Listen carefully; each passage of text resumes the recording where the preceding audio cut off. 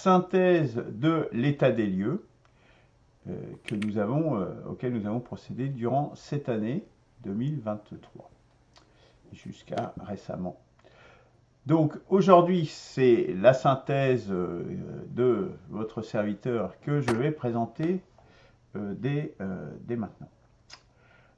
Alors, je dirais, avant de rentrer dans ma vision, je dirais, des choses, je voudrais vous présenter un petit peu, malgré tout, faire un tour d'horizon de ce que nous avons traité aujourd'hui, cette année.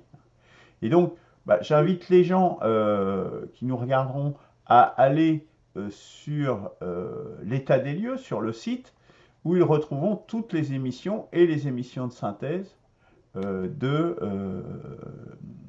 nos travaux. Hein. Donc, tout ce qui concerne justement cet état des lieux. Et j'en ai fait une liste plus courte, je dirais, que j'ai découpée de cette façon. Donc, nous avons traité donc, de l'animisme, donc c'est par ordre alphabétique, hein, c'est pas dans l'ordre dans lequel nous avons traité, mais nous avons traité de l'animisme, de l'islam, du babisme, du bouddhisme, du judaïsme, du protestantisme et du shintoïsme.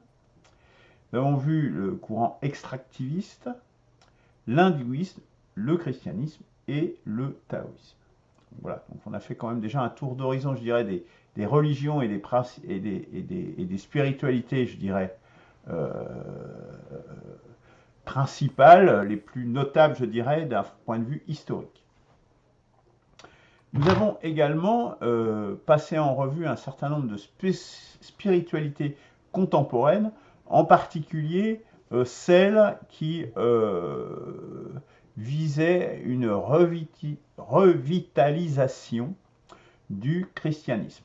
Donc, nous avons regardé notamment le courant mormon, les témoins de Jéhovah, les évangélistes pentecôtistes et le courant Moon. Et puis également, donc avec Claude qui est ici, la révélation et les pèlerins d'Arès. Ça, ce sont des spiritualités, je dirais, relativement récentes, sur les 2 derniers siècles, on va dire, à la grosse maille, mais qui s'inscrivent toutes, hein, en tout cas c'est le parti pris qu'on a eu jusque-là, dans une forme de revitalisation du christianisme. Et puis nous avons également, donc ça c'est je dirais pour les courants spirituels et religieux les plus usuels, je dirais. Hein. Mais nous n'avons pas simplement examiné ces courants-là, nous avons regardé également les pseudo-spiritualités modernes, je dirais. Donc le scientisme, croissancisme et son corollaire, je dirais, le technicisme, donc avec Dali, Rifkin, Hariri, hein, donc un contemporain s'il en est avec Hariri, mais également par ailleurs l'impact qu'on peut voir comme une spiritualité également, et c'est Christian qui nous l'a montré, de Bourdieu au wokisme, donc une filiation de ce courant de pensée.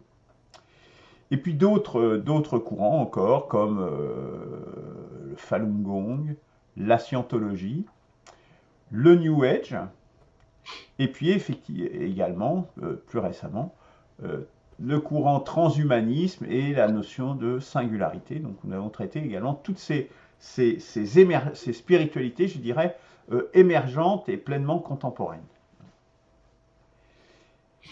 Et dans l'état des lieux, nous avons également, ça a été également l'occasion d'une certaine, ce que j'appellerais prise de recul, puisque nous avons déjà posé cette question de qu'est-ce que la spiritualité. Donc j'ai même fait une présentation sur le sujet, hein, avec toutes les caractéristiques d'une spiritualité, pour savoir de quoi on parle quand même, hein, et de ce que ça recouvre. Mais aussi, je dirais, qu'est-ce qu'une secte, parce qu'on voit que dans les courants que nous avons examinés, il y a un certain nombre de courants qui sont généralement dénommés sous le vocable regroupés sous le vocable de secte. Ça, c'est une chose. Et puis, nous avons également regardé des points de vue ou des interprétations, je dirais, donc celle de René Girard, notamment, hein, donc notamment à travers l'hominisation et la notion de sacrifice. Donc, c'est vraiment une prise de recul sur l'explication du fait religieux. Et puis des contributions majeures, et en particulier dans le christianisme, avec saint Augustin et saint Thomas d'Aquin. Donc voilà, je dirais, pour un bilan de tout ce qui a concerné l'état des lieux que nous avons réalisé. Donc je pense qu'on voit là un travail quand même conséquent qui a été fait, je pense, quand même de qualité. Et sinon exhaustif, du moins qui nous donne une base, il me semble-t-il, suffisante pour poursuivre dans l'analyse de l'existant, hein, sur des axes peut-être plus particuliers, comme la notion de Satan, par exemple, ou des choses comme ça. Nous allons voir ça à la fin. Ça sera la troisième partie de ma présentation. Mais ça nous donne voilà, une première base, je dirais, pour faire une synthèse, et ça sera donc la deuxième partie de ma présentation d'aujourd'hui, et de ce que, justement, en commençant par ce que ces travaux m'ont apporté.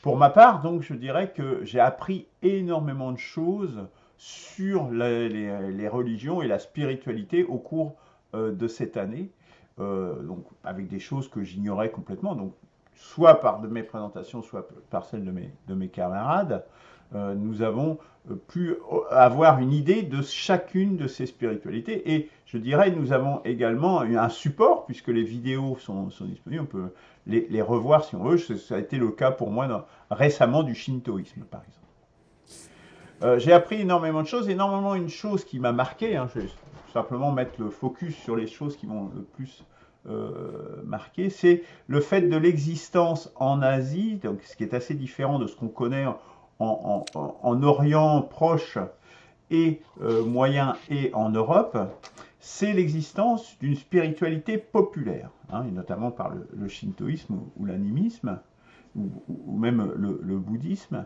Mais c'est-à-dire que c'est la préexistence assez courante, je dirais plus structurée, d'ailleurs, le terme shintoïsme a été inventé, hein, sinon ça n'existait pas.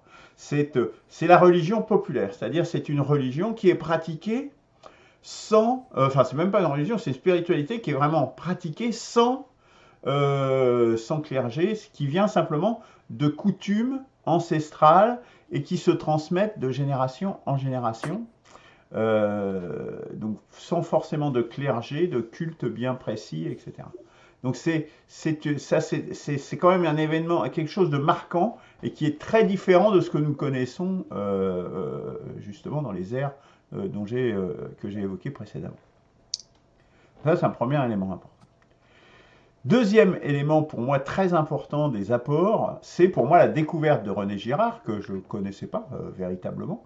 Donc obligé vraiment à creuser ce qu'il disait, et sur justement les lois explicatives du religieux, qui me semble totalement incontournable, du fait religieux. C'est extrêmement important, me semble-t-il. Là, actuellement, je suis en train d'étudier, justement, de lire un ouvrage de Bernard Lahire sur justement les règles, les lois qui gouvernent la sociologie. Et je pense que l'apport de René Girard s'inscrit complètement dans cette optique-là.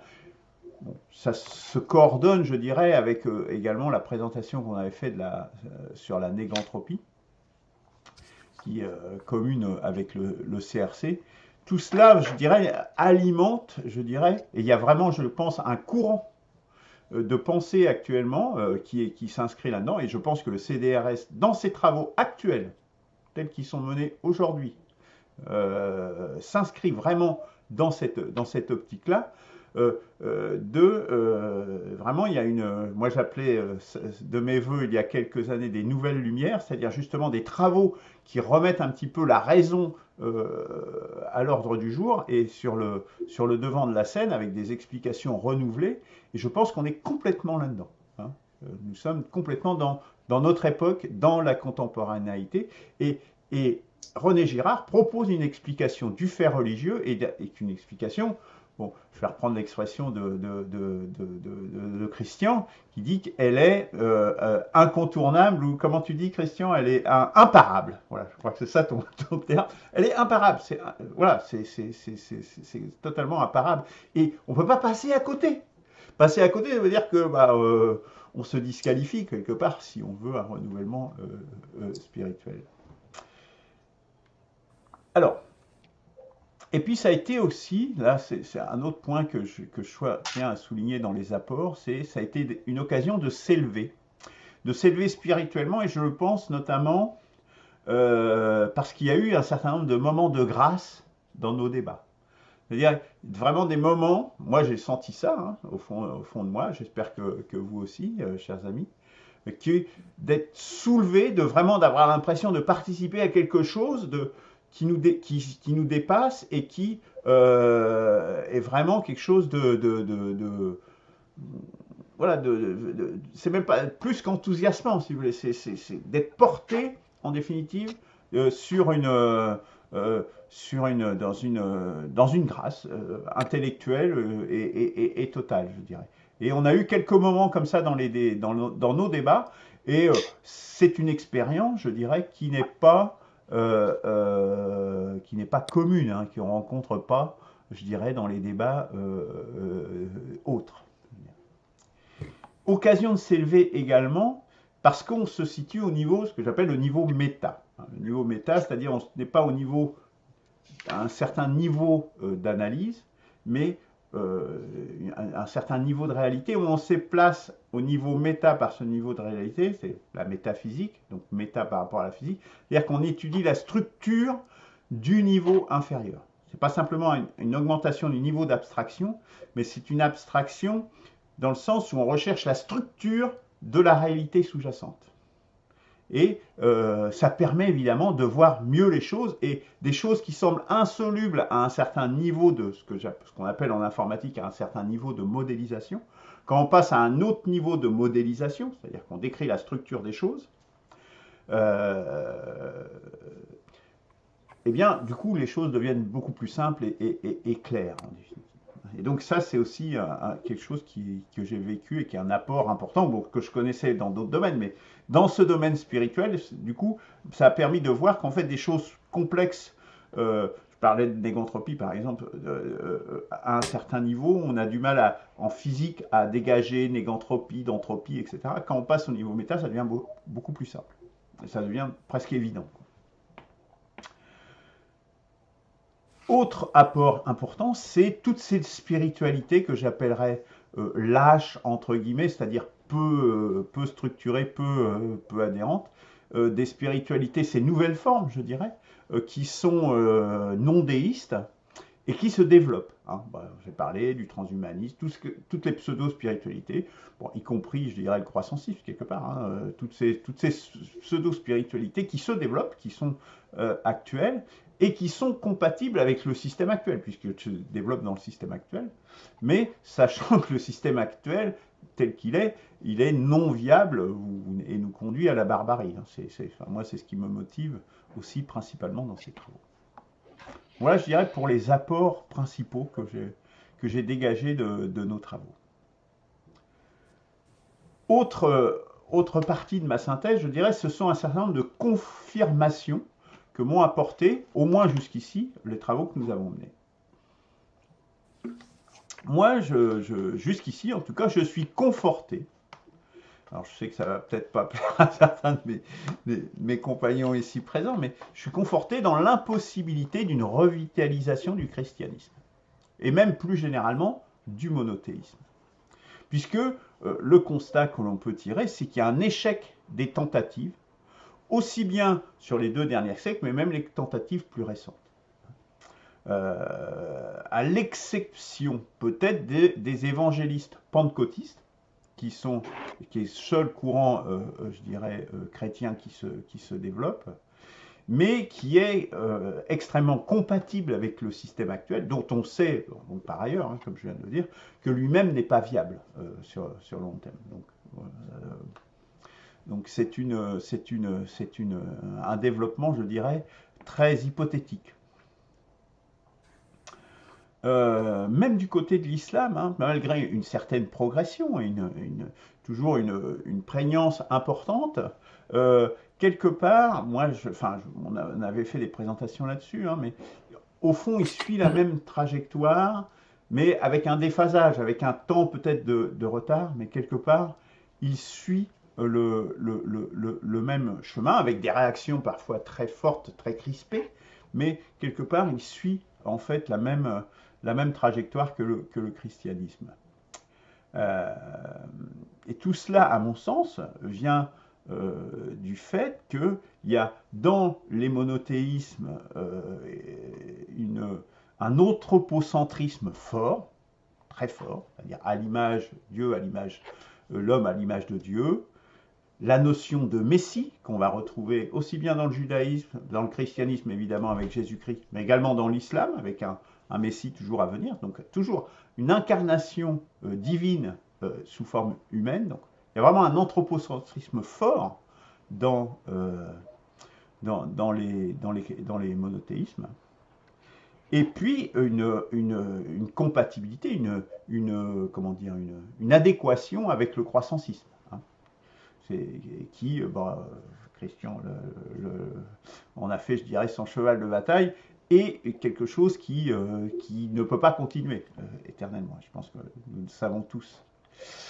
Donc voilà, ce sont les deux sources qui font que ces monothéismes, de raisons fondamentales, qui font que les monothéismes sont, pour moi, ne pourront pas se revitaliser. Alors, pour autant, l'histoire n'est pas finie. Hein, je dirais, il peut y avoir certaines formes de barbarie régressive qui nous ramèneraient très loin en arrière dans le temps, quelque part, hein, et qui, du coup, permettraient à des monothéistes de pouvoir un nouveau départ, hein, on pourrait dire, un reload, comme ils disent sur les films, ou des choses, ou un reboot, ou des choses comme ça. On partirait tellement loin en arrière que ça nous redonnerait une marge de progression très importante. C'est ce que fait le capitalisme généralement, hein, c'est-à-dire ces guerres avec destruction massive de capital, c'est des formes de barbarie avec des retours en arrière qui donnent du coup un champ de possibles pour un nouveau développement, une nouvelle croissance derrière, après avoir procédé à des destructions massives. Donc ça, c'est la première, je dirais, la première confirmation que jusqu'ici je tire de nos travaux. Je suis également conforté à ce stade également, je dirais, dans les conclusions à lesquelles j'étais arrivé lorsque j'avais arrivé jusqu'à écrire ce petit livret, le Tao spirituel, qui le synthétise, je dirais. J'en suis toujours à ces conclusions, c'est-à-dire avec quelque chose qui est compatible à 100% avec nos connaissances scientifiques. J'aurais pu en parler pour les monothéismes, mais ils ne le sont pas, évidemment. Qui comporte un renouveau du triptyque individu, collectivité, cosmos. Ça, c'est assez. Pour l'instant, je n'ai pas vu d'incompatibilité, au contraire, je dirais ça. Ça s'inscrit tout à fait là-dedans. Et une capacité à englober, y compris les monothéistes, c'est-à-dire une compatibilité pour gérer cette transition vers une spiritualité renouvelée. Donc, globalement, une adaptation à la situation à la fois présente et à venir. Alors, je dirais, j'ai un bémol quand même par rapport à ça, c'est pas forcément un bémol, c'est un apport, je dirais, un enrichissement de nos travaux, c'est tous les travaux qu'on a fait sur l'animisme. Donc, ce qui a l'animisme en tant que tel, le shintoïsme, ce que je disais tout à l'heure sur les religions, sur les spiritualités populaires, sur l'extractivisme que nous a présenté également Didier récemment. Tout ça, je dirais, c'est des parties peut-être qui seraient à renforcer, à consolider, peut-être à mettre plus en exergue là-dedans. Ça, je pense que ça, c'est assez, c'est un des enrichissements, je dirais, majeurs de cet état des lieux. Voilà en gros pour ma synthèse, je dirais, personnelle. Alors, si vous le permettez, je voudrais maintenant faire un zoom sur la notion des deux corps du roi, puisque ça a été dans nos débats la semaine dernière, et que Eberhard nous a envoyé un texte que vous pourrez retrouver sur le site, donc sous forme d'un PDF, sur cette notion de deux corps du roi, parce qu'il me semble un sujet assez important, effectivement, où on revient, je dirais, sur l'anthropocentrisme des monothéismes, puisqu'il y a un Messie, quelles que soient les religions, dont Jésus-Christ, et que cela pose un problème. C'est aussi un atout, puisque ça permet aux gens de s'identifier à la divinité, mais en même temps, ça pose un problème. Et le problème, je dirais, principal, c'est justement cette notion de deux corps du roi est une tentative de résoudre ce problème. Quel est ce problème? Ce problème, c'est que si vous avez un anthropocentrisme de Dieu, comment faire pour séparer les lois divines des lois terrestres?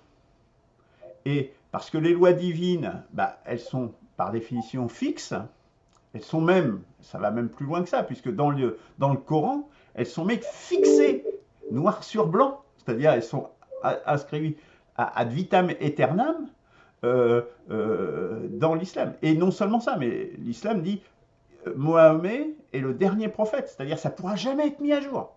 Il n'y a plus aucun prophète après. Donc, tous les autres prophètes sont des faux prophètes après Mahomet. Donc ça veut dire qu'il y a des lois qui sont là, qui sont figées ad vitam aeternam. Donc ça, des lois divines et figées, bon, ça c'est le cas de l'islam, mais elles sont fixes par définition, puisque des sens célestes, éternels. Et donc c'est la notion de roi éternel, en définitive. Donc les deux corps du roi, le roi a un côté éternel, il est éternel en tant qu'institution. Mais en même temps, il est soumis à Dieu. Hein, c'est ce qui est logique.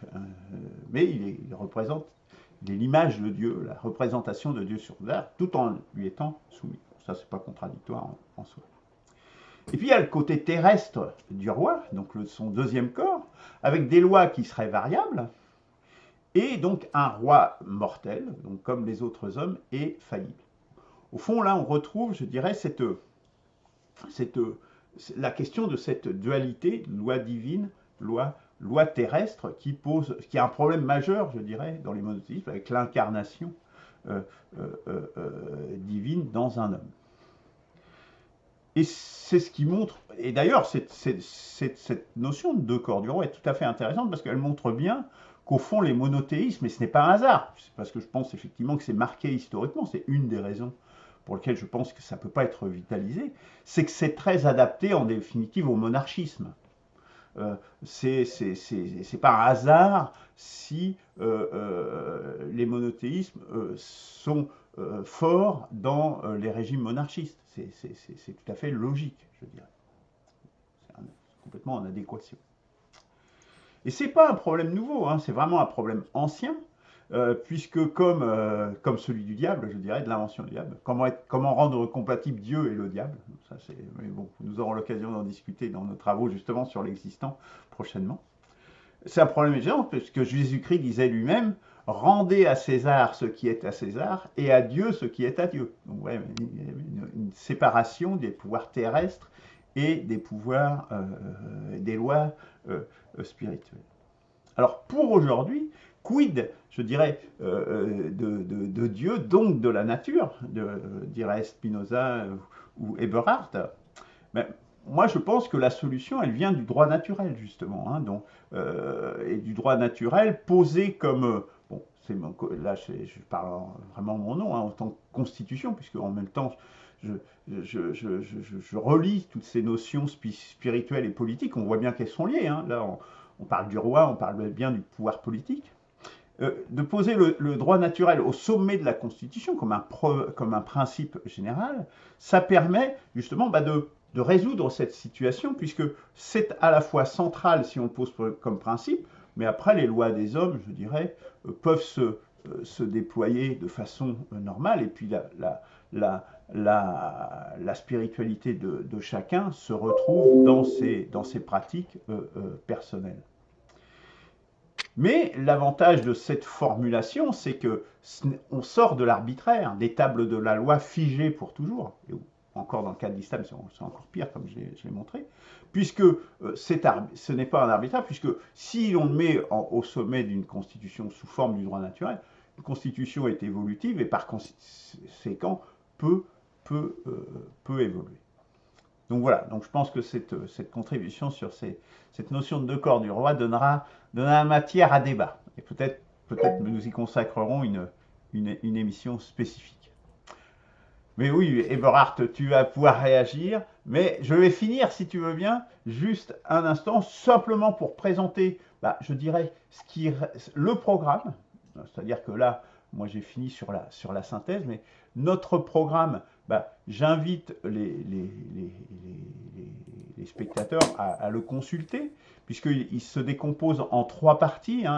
L'analyse de l'existence spirituelle, donc là, dont l'état des lieux est un élément.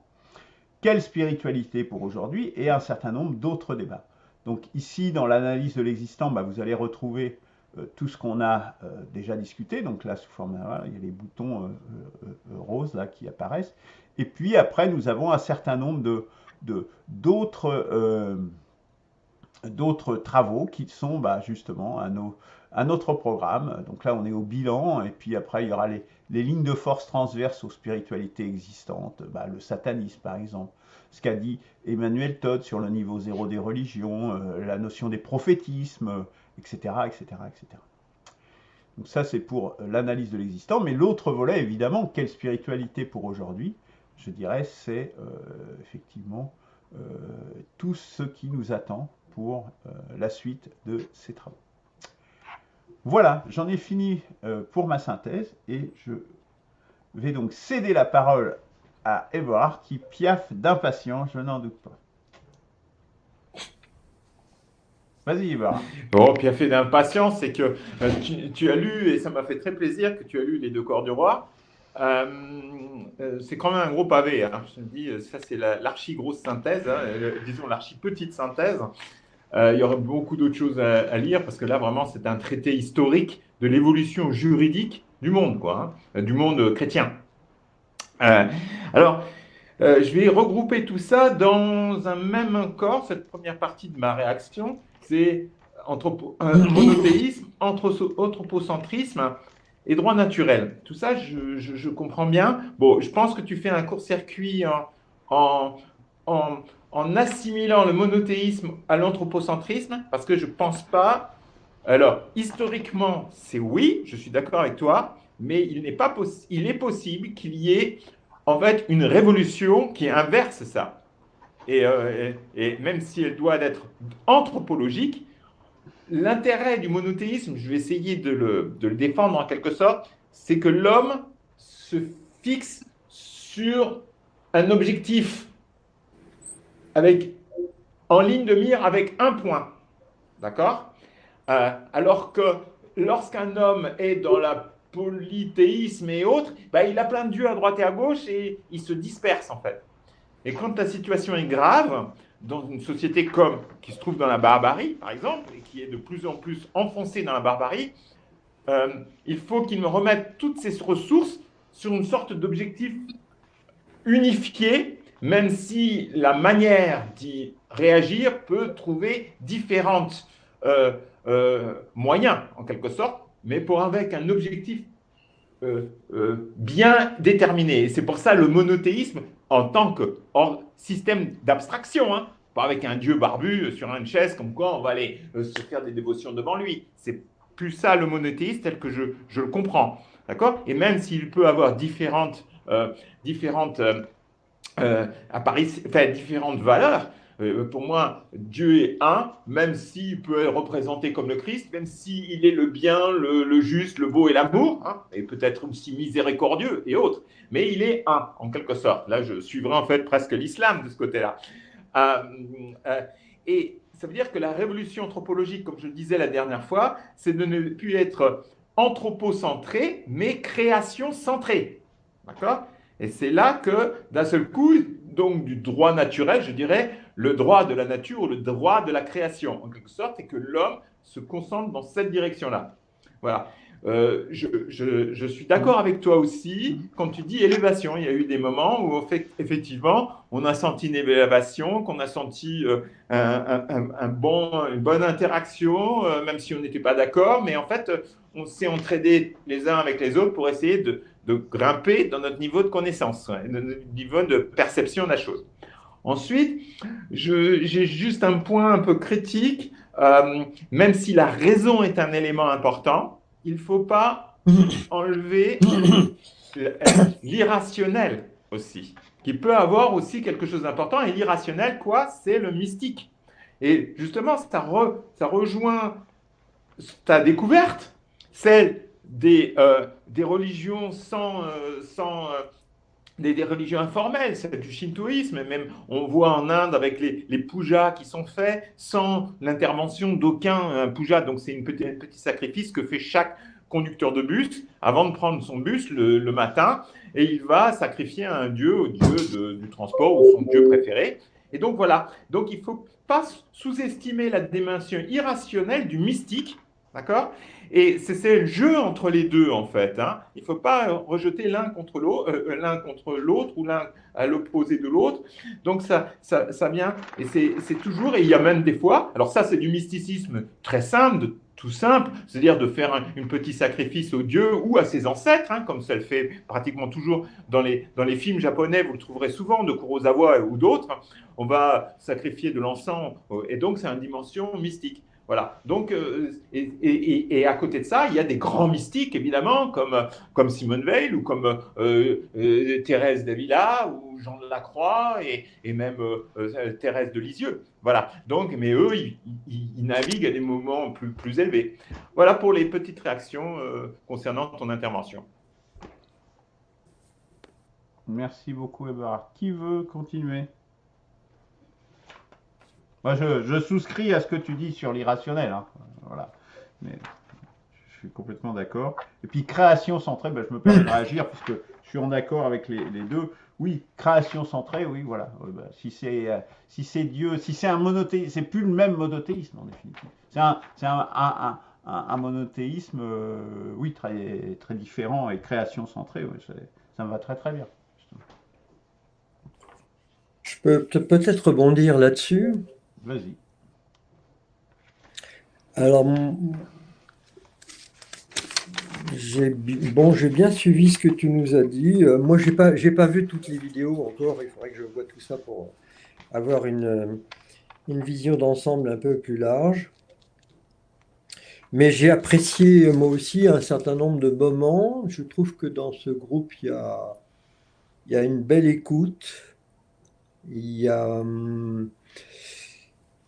voilà, il y a de la bienveillance en général. Et ça, c'est tout à fait important. C'est même pas si courant que ça. Et je vais pousser la chose parce que, en fait, il y a beaucoup de pensées, de raisonnements, de choses qui passent, disons, par le mental, alors que finalement, dans notre façon d'être, dans l'écoute, la bienveillance, dans ça c'est la dimension la plus importante en réalité, existentielle, si je puis dire. Et c'est là que se trouve peut-être la voie spirituelle, de mon point de vue, véritablement. Hein, parce que, bon, Luc, quand tu reparles de raison, ça revient un petit peu des fois à la raison raisonnante, mais la raison à un très haut niveau, c'est l'amour lui-même. L'amour est la raison suprême, je dirais, d'une certaine manière. Si les hommes s'aimaient, ça ne serait pas la raison, véritablement, au sens fort du terme. Tu vois, c'est plus juste.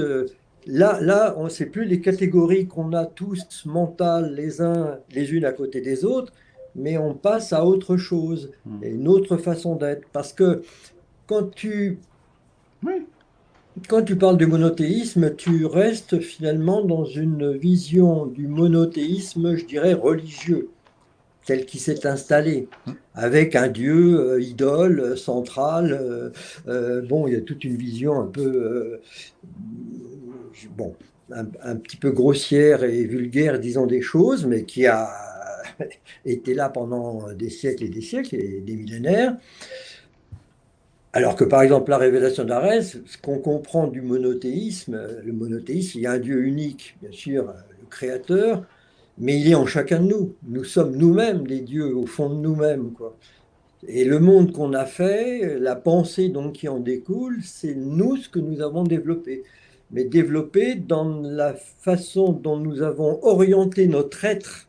L'être humain s'est orienté dans une certaine direction d'être, parce qu'il avait la possibilité de le faire. Et il a créé un système qui devient une sorte de système finalement rival de celui de la création.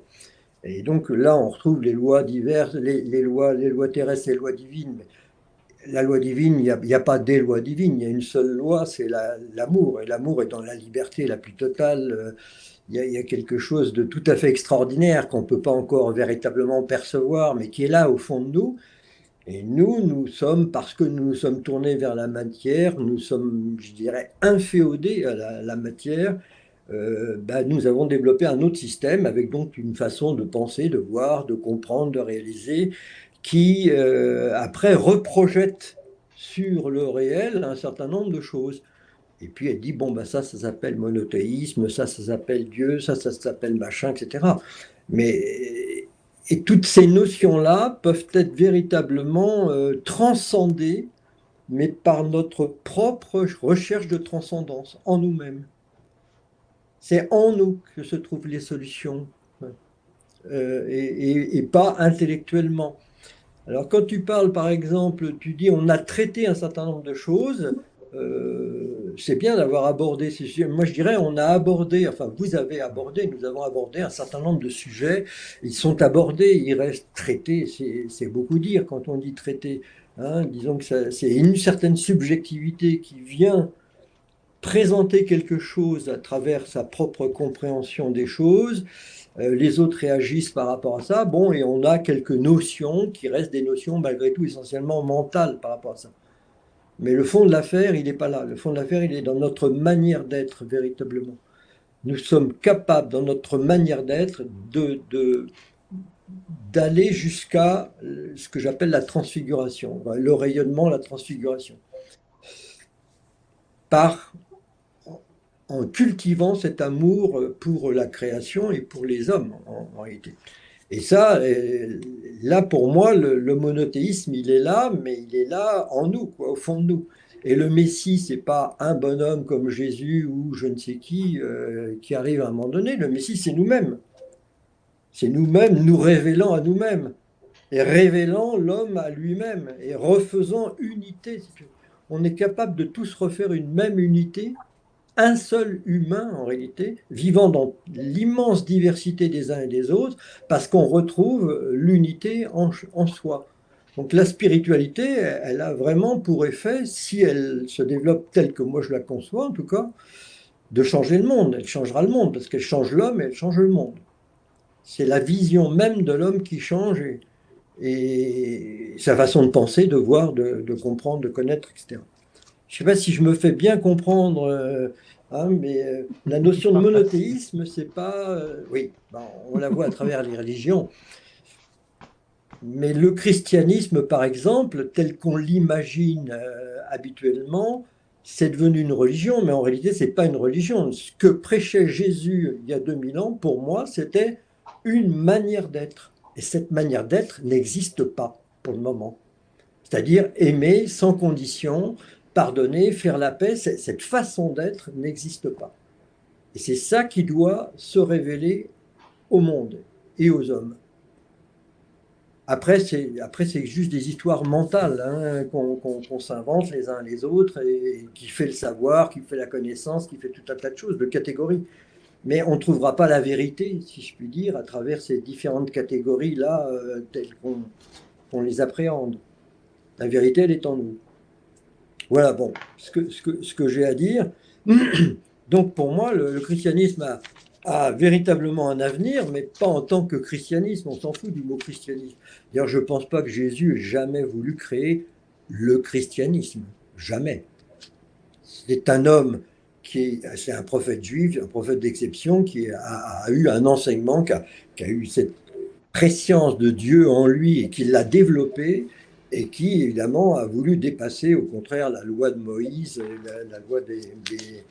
la loi qui prévalait dans le judaïsme de son époque, mais qui a peut-être manqué de prudence à un moment donné, puis il dérangeait tellement, alors qu'il avait fait que du bien autour de lui, mais il dérangeait tellement qu'on l'a quand même crucifié, comme très souvent quand des gens sont généreux. Tu as dit à un moment donné, tu as parlé de Muhammad, Mahomet, puisque vous avez fait quelque chose sur l'islam. Le dernier prophète, c'est dans certaines traductions en français, d'autres traductions disent aussi le sceau des prophètes. C'est-à-dire qu'il scelle un certain prophétisme qui est le prophétisme, je dirais, initial, qui sort du paganisme. Hein. Mais après, ça n'empêche pas qu'il puisse y avoir d'autres prophètes. La preuve, c'est que moi, je pense qu'il y a un autre prophète, mais qu'on est tous prophètes aussi, au-delà de Michel Potet lui-même recevant sa révélation. En fait, elle nous révèle tous à nous-mêmes. Nous sommes tous prophètes, puisque nous sommes tous à l'image et ressemblance de Dieu. Donc, nous sommes tous porteurs du prophétisme. Comme nous sommes tous rois. Enfin, dans la révélation de l'Arès, il dit « Tous sont princes et règnent sur la mort quand ils vivent selon ma parole. » On est tous princes. C'est pour ça qu'il ne peut pas y avoir de chef, de roi, etc. Nous sommes tous frères, en réalité. Et c'est cette fraternité, justement, à laquelle il faut tendre. Ça, je ne le vois pas assez sortir encore de notre groupe personnellement, moi, cette vie-là. C'est comme ça que je vois le spirituel pour le moment. Et voilà, bon. Donc, quand tu es un petit peu tranchant là quand tu dis moi je suis conforté dans l'idée que le christianisme n'aura pas d'essor, puis tu parles du pentecôtisme, bon, je doute vraiment de ça. Mais moi au contraire, je trouve que ce que Jésus, pas le christianisme, mais ce que Jésus a révélé, et Mahomet c'est la suite de Jésus d'une certaine manière, hein, et Moïse, enfin tout ça c'est toujours une même lignée. Au contraire, on est toujours dans la révélation de l'homme lui-même. C'est notre propre révélation qui est en jeu derrière tout ça. Et là, on rejoint totalement le taoïsme, on rejoint l'hindouisme, on rejoint tout un tas d'autres traditions. Hein. C'est la même unité. Et ça, moi c'est ça qui me fait vibrer, personnellement. Claude, Oui, l'associer un petit moment aussi à Christian, parce que je vois le temps passer. J'arrête là, Oui. pardon, excusez-moi. Alors, juste un petit truc, et puis on laissera Christian finir. Vas-y. Effectivement, raison et vers amour suprême, là je pense que c'est effectivement, la raison c'est l'amour suprême, oui, effectivement, si on va au bout de la raison, c'est ça. Ou l'amour, c'est la raison suprême. On raisonne, c'est pour ça, au fond. Et tu parles de manière d'être, aimer sans condition. Moi, la façon dont moi je le dis, je l'exprime, c'est une acceptation de soi. C'est une acceptation de notre condition, une acceptation inconditionnelle de notre condition. Or que chez les nihilistes, tu vois, par exemple, ils n'acceptent pas, ils essayent toujours d'aller plus loin. Schopenhauer, ce pseudo-prophète, ce pseudo-philosophe qu'est Nietzsche, etc. Tu vois, ils essayent de dépasser notre condition. Non, il faut accepter notre condition, accepter ce que nous sommes. Tu vois, moi je le dis de cette façon-là. Voilà, bon, après Simone Veil le dit pratiquement de la même manière. Alors, je rajoute juste sur ce point-là, accepter d'autres conditions, oui, comme point de départ, mais sachant qu'elle peut évoluer et qu'on est nous-mêmes le moteur de cette évolution, de cette condition. Elle n'est pas une fois pour toutes telle qu'elle est. Ça, on l'a oublié. On est créateur de nous-mêmes, si tu veux. C'est ça le fond. Ah ben oui, mais voilà ce que vient de nous révéler la révélation d'Arès, justement. Voilà, le monde que vous avez fait, c'est vous-même qui l'avez fait, personne d'autre. On est totalement responsable de ce que nous sommes. Bon. Vas-y, Christian. Excuse-moi, Christian. Non, moi, je vais me contenter de réagir à des choses qu'a dit Luc. On va faire un discours, plusieurs discours, si vous voulez, pas de problème. Quand tu as fait tes rubriques, tu as mis, enfin, c'est vrai qu'on a mis pseudo-spiritualité. Je ne suis pas d'accord avec ce mot pseudo. Hein, voilà, bon, un débat.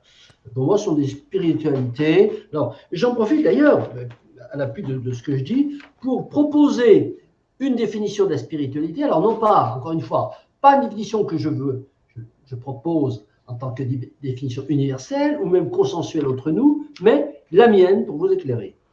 J'ai essayé de mettre ça sous une forme extrêmement concise et rationnelle.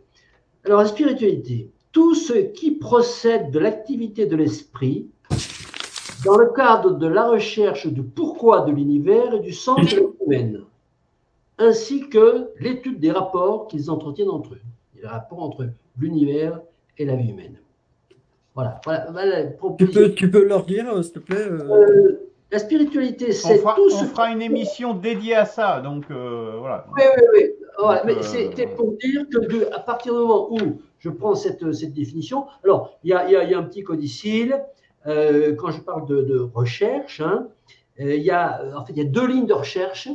C'est la ligne qui intègre le divin et celle qui n'intègre pas le divin. Hein, la ligne divine et la ligne profane, qui toutes les deux, pour moi, font partie de la spiritualité.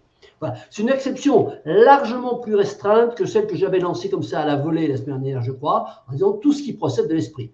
Et donc, il y avait les modes, il y avait disons, les courants de pensée. Voilà. Donc là, j'ai recentré sur, en fait, le pourquoi. Voilà. Alors, donc, du coup, je vous donne cette définition parce que, du coup, les pseudo-spiritualités qui ont été, les activités d'esprit qu'on a étudiées et qui ont été rangées sur la rubrique pseudo-spiritualité, moi je dis non, ce sont des spiritualités. Bref. Girard. Incontournable au point que tu le donnes. Non, tu sais quelle admiration j'ai pour Girard, etc. Mais bon, pas à ce point-là comme là. Et je ne dirais pas non plus que Girard, c'est l'explication du fait religieux. Pour moi, c'est l'explication d'un fait social. Je dis ça parce que pour moi, la religion, disons, est un avatar de l'organisation sociétale et non pas une genèse. Voilà. Mais ça, je l'avais déjà dit. Alors, je n'ai pas compris la place de la raison. Hein. Bon, tu as été repris là-dessus aussi. Bon, la raison dans la spiritualité, à la limite, il n'y a pas de raison dans la spiritualité. Il n'y a que des rationnels, à la limite. Hein. Bon, donc, débat encore. Bon. Les moments de grâce, oui, bon, tout à fait d'accord. Après, la barbarie, alors, là, j'en profite pour remettre encore une couche. Je ne suis pas d'accord avec ton acception de la barbarie et sur l'inéluctabilité d'une trajectoire qui nous amène à la barbarie. Voilà, bon, débat encore. Tu dis que le renouvellement du christianisme, tu n'y crois pas. Alors, tu as été repris aussi là-dessus. Je pense qu'il faut développer. Tu peux l'affirmer. Il me semble que c'est pas assez développé.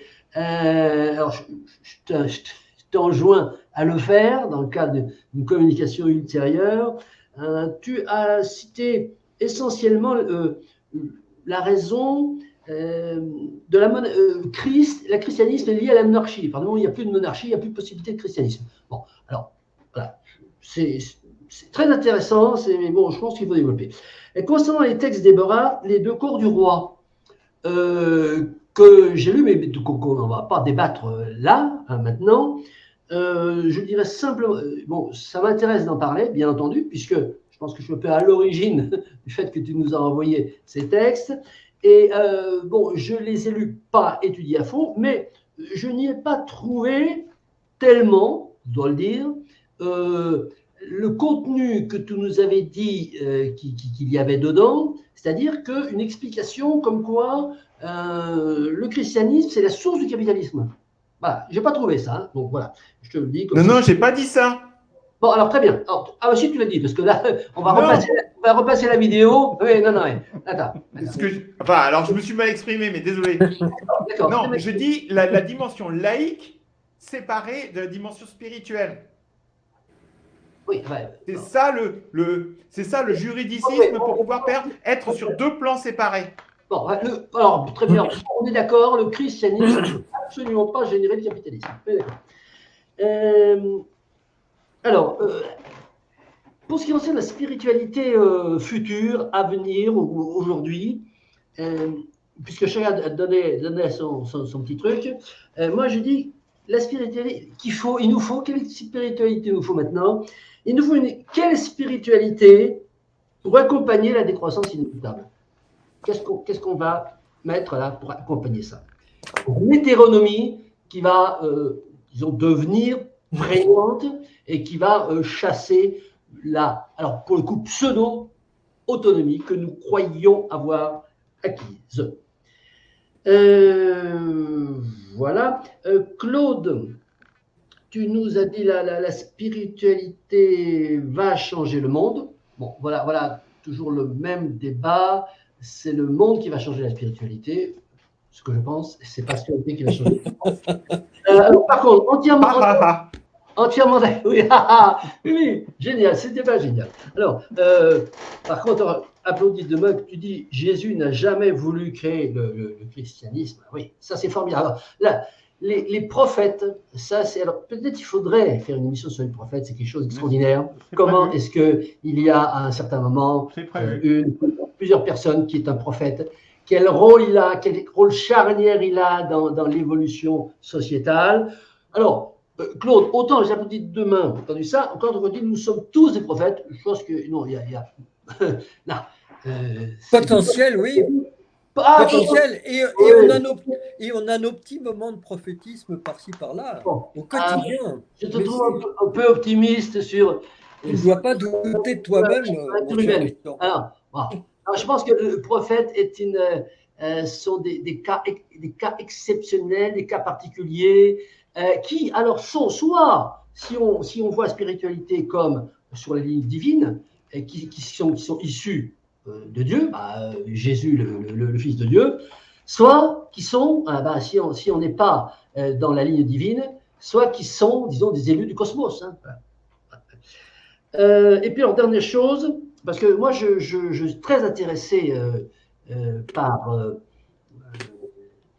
la théologie des pèlerins d'Arès. C'est beaucoup apprécié, disons, apprécié. Ce que je ne connaissais pas du tout, et pour moi, c'était une découverte. Et parce que je suis quand même quelqu'un qui fait de la politique avant de faire de la spiritualité, encore moins de religion. Et je vois dans la révélation d'Alrès une traduction politique qui est le pouvoir citoyen. Voilà. Bien sûr. Oui, bien sûr. Voilà. Terminé. Merci beaucoup, Christian. Merci à tous. Donc, eh bien, la semaine prochaine, dans le prolongement de ce que tu viens de dire, Christian, nous étudierons la définition que nous donnons chacun de la spiritualité. Eh bien, et j'inviterai particulièrement Didier à venir y participer, qui a notamment a pu s'exprimer dans la première émission, je crois. Et je pense qu'il y aura beaucoup de choses à dire. Je pense, Luc, que ce serait peut-être bien que tu écrives personnellement à Didier. C'est ce que je vais faire, oui. C'est ce que je viens de dire, en fait. Il y a un nœud, d'essayer de le dénouer. Voilà. C'est ce que je vais faire. Mais tu as enregistré, toi, là? J'ai l'impression que tu n'as pas enregistré, Luc. Si, c'est enregistré. Ah, bon, d'accord. Le dernier point, j'aimerais bien qu'on fasse une différence entre christianisme et chrétienté. Ah. Eh bien, tu nous feras une présentation sur le sujet. Non, mais vous faites des mélanges, là. Quand vous dites christianisme, vous voyez des choses... Même, tu vois, même mon frère, qui se dit athée, il dit je suis quand même de la chrétienté, quoi. Bon. Voilà, je ferme la parenthèse. Culturellement, oui. Au sens civilisationnel, voilà. Oui, bien voilà, sûr. il faut faire une séparation là-dessus, parce que ce n'est pas la même chose. Oui, bien sûr. Bon. Okay. Merci, messieurs.